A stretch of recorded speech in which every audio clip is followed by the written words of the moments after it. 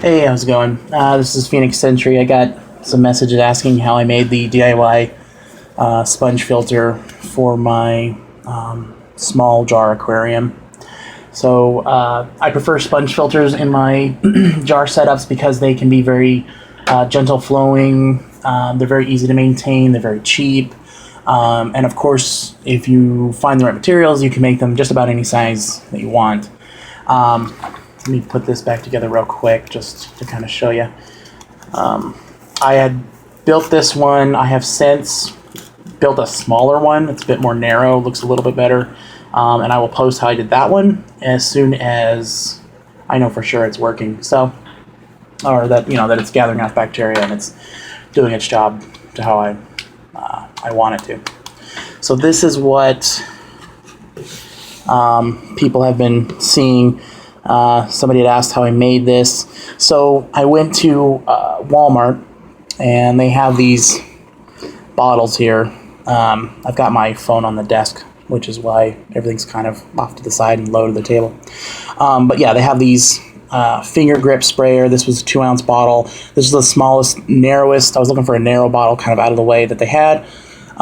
It's in the little travel bins that they've got when you go to shop for like shampoos and hair products and stuff. There's a travel section. They've got a little mini samples and stuff. They have a lot of these for, so you can put stuff in when you're traveling. Put this side by side here. So what I did was I obviously took the sticker off. I cut the bottom off here.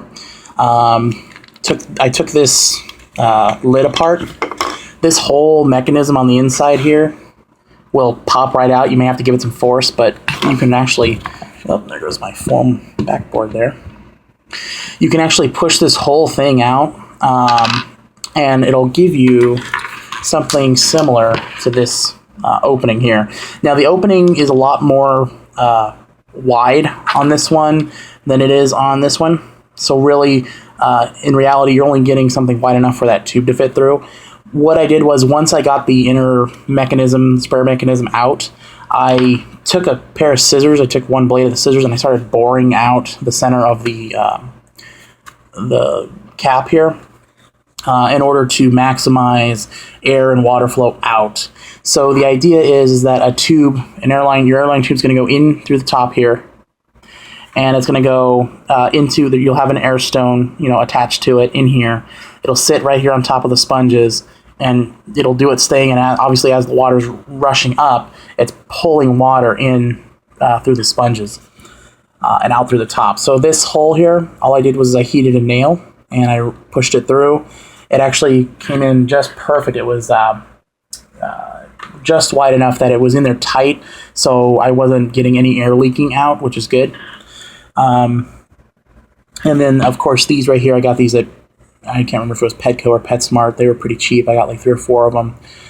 They're actually kind of handy to keep tubes and stuff down. I've got an autofill system that I built for my tank, and it keeps the tubes kind of neat and compact.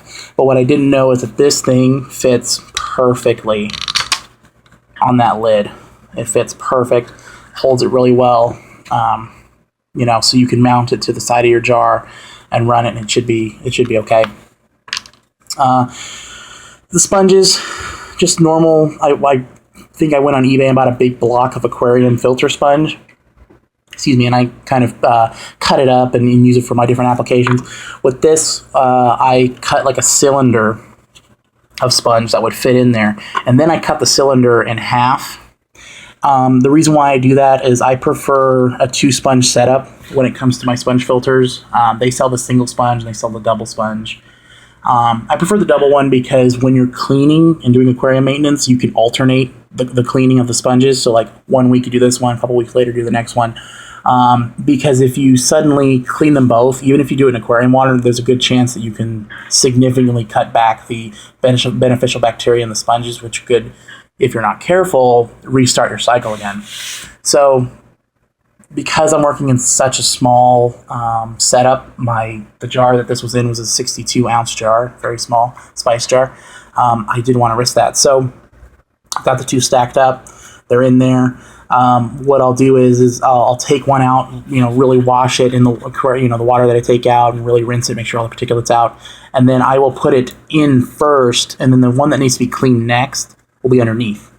So when I need to, it automatically reminds me, okay, well, when it comes time a week later, this one, because it's furthest out, it's easiest to get out, that one needs to be washed next, and then I keep rotating. And this worked really well. I was putting in the cecum stability, and that was, obviously helping with the bacterial buildup, but this was definitely helping to maintain it. It's not pretty. I just did a quick prototype. I got some marker here on it when I was trying to trace the sponge. It looks pretty ugly now, but I've got a much nicer one now that I'm working on. My only recommendation, if you can, is if you find anywhere that has a darker bottle like this, a darker travel bottle, like a solid color even, get it. The bacteria the beneficial bacteria in the aquarium does a lot better when there's no direct light on it, which is why canister filters, any kind of filter, any good filter, is going to be dark, that there's no light penetrating it, so that way that bacteria can flourish. It's still able to do it in these sponges, but probably not as well as if this was completely dark. I just didn't want to paint it. But yeah, quick fix. This bottle was 97 cents. Super cheap. I already had all the other supplies, so it didn't cost me anything. It took 5 minutes of my time to do it, and yeah, so it worked really well. All right, thank you.